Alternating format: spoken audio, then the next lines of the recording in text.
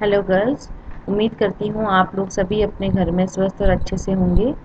आज हम second paper को ही कंटिन्यू कर रहे हैं और फोर्थ यूनिट में पिछली क्लास में हमने जो पेलिमोन पढ़ा था उस पेलिमोन को ही आगे हम कंटिन्यू करेंगे और डाइजेस्टिव सिस्टम पढ़ेंगे।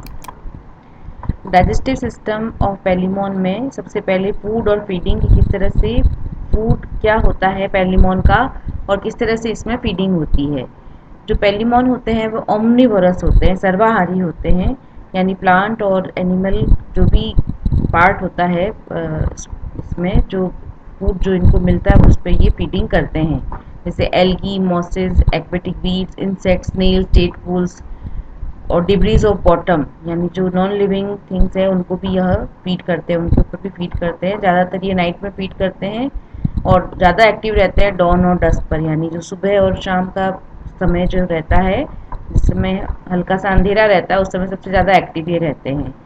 चिलेट लेग और थर्ड मैक्सिलिपीड की सहायता से फूड को कैप्चर करते हैं और फूड को कन्वे करते हैं माउथ की तरफ।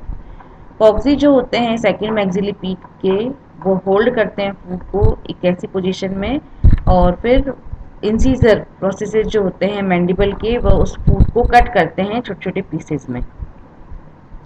ये जो फूड के पीसेस हैं उनको निगल लिया जाता है मैक्सिलिपीड, मैक्सिलुली और मैक्सिली की सहायता से, और बकल कैविटी के अंदर जो मोलर प्रोसेसेस होते हैं मैंडिबल्स की, वह फूड को मैस्टिकेट करते हैं और फिर इस फूड को कार्डियक स्टमक की तरफ भेज दिया जाता है ईसोफेगस के द्वारा। जो पैसेज है फूड का ईसोफेगस का वो फैसिलिटेटेड रहता है पेरिस्टाल्टिक एक्टिविटी से, और जो सकिंग एक्शन होता है कार्डियक स्टमक का वह भी इसमें हेल्प करता है। डाइजेस्टिव सिस्टम प्रॉन का एलिमेंट्री कैनाल या डाइजेस्टिव कैनाल को फोरगट, मिडगट और हाइंडगट में डिवाइड कर सकते हैं, जिसमें mouth, buccal cavity, oesophagus, stomach दो टाइप के होते हैं, कार्डियक और पाइलोरिक। मिडगट में इंटेस्टाइन और हाइंडगट में रेक्टम होते हैं। फोरगट और हाइंडगट लाइन रहते हैं क्यूटिकल से, मिडगट एंडोडर्म से लाइन रहती है। डाइजेस्टिव ग्लैंड हेपेटोपेनक्रियास पाई जाती है और ये डाइजेस्टिव एंजाइम सीक्रेट करती है। मिडगट में फूड का एब्जॉर्प्शन होता है और लीवर जो है वह इम्पॉर्टेंट स्टोरेज ऑर्गन भी रहता है ग्लाइकोजन के रूप में फैट और कैल्शियम का। ये पूरा डायग्राम है डाइजेस्टिव सिस्टम का। सबसे पहले जो एलिमेंट्री कैनाल है ये एक लॉन्ग ट्यूब है और स्टार्ट होती है माउथ से और एंड होती है एनस पर। इसमें buccal cavity, oesophagus, stomach, intestine और रेक्टम पाए जाते हैं। माउथ लॉन्गिट्यूडनल स्लिट होती है वेंट्रल साइड जो होता है हेड का वहाँ पर। इसमें ये लैब्रम शो करता है एंटीरियर साइड में, मैंडिबल्स लेटरल साइड में होते हैं और लेबियम पोस्टीरियर साइड में होता है।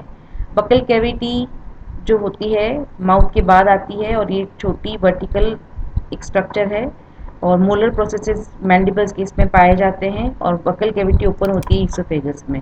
ईसोफेगस एक छोटी और वाइड ट्यूब है, ये फोल्डेड होती है, 4 लॉन्गिट्यूडनल फोल्ड इसमें पाए जाते हैं और ये जो फोल्ड है वो सब डिवाइडेड हो जाते हैं ग्रूव के द्वारा, और ईसोफेगस खुलती है स्टमक में। स्टमक एक बड़ा सैक होता है, ये ऑक्यूपाई करता है half of the cephalothorax region, और ये डिवाइड होता है दो तरह के स्टमक में, बड़ा कार्डियक और छोटा पाइलोरिक स्टमक।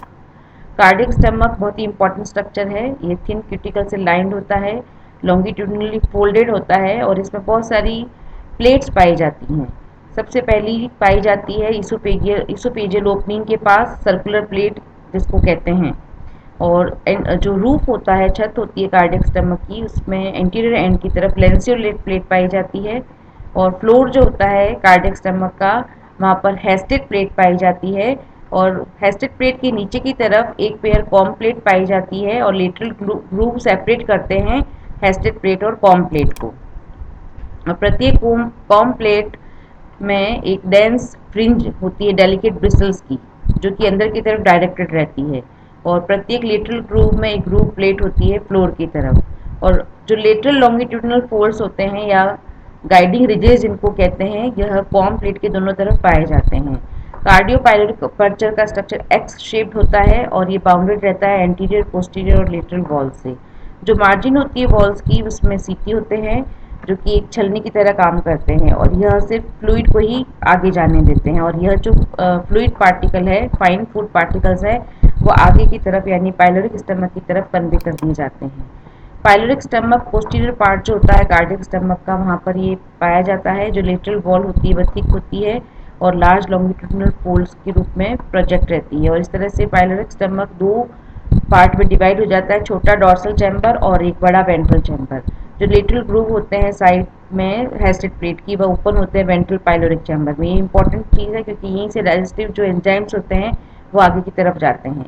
जो फ्लोर होता है वेंट्रल चैम्बर का, वह थिक प्लेट्स के रूप में होता है और साइड बाई साइड पाया जाता है। ये वी शेप्ड होते हैं क्रॉस सेक्शन में, इस तरह से एक ये फिल्टर प्लेट की तरह एक स्ट्रक्चर बना देते हैं और यहाँ ब्रिसल्स भी पाए जाते हैं। जो क्यूटिकल होती है लेटरल वॉल्स की वेंट्रल पाइलोरिक चैम्बर में और फिल्टर प्लेट की, ये दोनों ही एक फिल्टर सिस्टम बनाते हैं और जिसमें सिर्फ फ्लूइड ही पास इसमें से हो सकता है। और फिल्टर प्लेट के पीछे की तरफ हिपैटोपेंक्रेटिक डक्ट का एक पेयर ओपन होता है वेंट्रल पाइलोरिक स्टमक में। इंटेस्टाइन एक लॉन्ग ट्यूब है जो कि एक्सटेंड होती है 6 एब्डोमिनल सेगमेंट तक। रेक्टम बहुत ही छोटा होता है, एक्सटेंड होता है 6 एब्डोमिनल सेगमेंट से एनस की तक और एंटीरियर पार्ट एनलार्ज होकर मस्कुलर सैक बनाता है। एनस प्रेजेंट होती है ventral side of the telson पर। हिपैटोपेंक्रियाज एक ऑरेंज रेड कलर की ग्लैंड होती है, दो सेपरेट लोब इसमें होते हैं और हिपेटिक सीकी पाए जाते हैं जो कि मिडगट में पाए जाते हैं। यह स्टमक के चारों तरफ पाई जाती है। इसमें बहुत सारी ब्रांचिंग ट्यूब्यूल्स होती हैं और ये कनेक्टिव टिश्यू से घिरी भी रहती हैं और ये ट्यूब्यूल जॉइन होकर एक बड़ी ट्यूब बनाती है और इनको हिपैटोपेंक्रेटिक डक्ट कहते हैं और ये ओपन होती है वेंट्रल पाइलोरिक चैम्बर में। और यह एक लीवर और पेंक्रियास जो पाए जाते हैं हायर एनिमल्स में, उनकी तरह यह कार्य करती है। फंक्शन इनका है, ये डाइजेस्टिव एंजाइम्स को सीक्रेट करती है, ग्लाइकोजन को स्टोर करती है, फैट और कैल्शियम को भी स्टोर करती है जैसे लीवर कार्य करता है हायर एनिमल्स में। और ये एब्जॉर्ब करती है digested food from the intestine. Digestion जो होता है, much of the digestion of food takes place in the cardiac stomach और यह हिपैटोपेंक्रियाज द्वारा जो सिक्रेटेड डाइजेस्टिव जूसेज होते हैं उसके द्वारा होता है।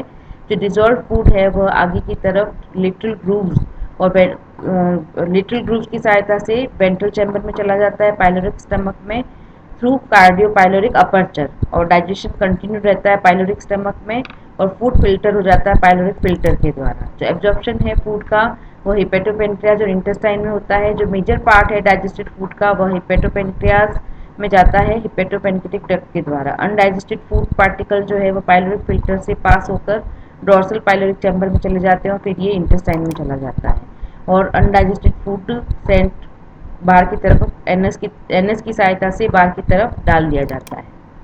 ये पूरा फ्लो चार्ट है डाइजेशन और एब्जॉर्प्शन का, किस तरह से हिपैटोपेंक्रेटिक डक्ट जो है वो वेंट्रल चैम्बर और पाइलोरिक चैम्बर से जाकर पूरे फूड को ये डाइजेस्ट करती है और किस तरह से जो डिफरेंट प्लेट्स होती हैं जो कार्डियक स्टमक में पाई जाती है उनकी हेल्प से किस तरह से पूरा डाइजेशन होता है, किस तरह से एब्जॉर्प्शन और इजेशन होता है, ये पूरा इस फ्लो चार्ट में दिया हुआ है।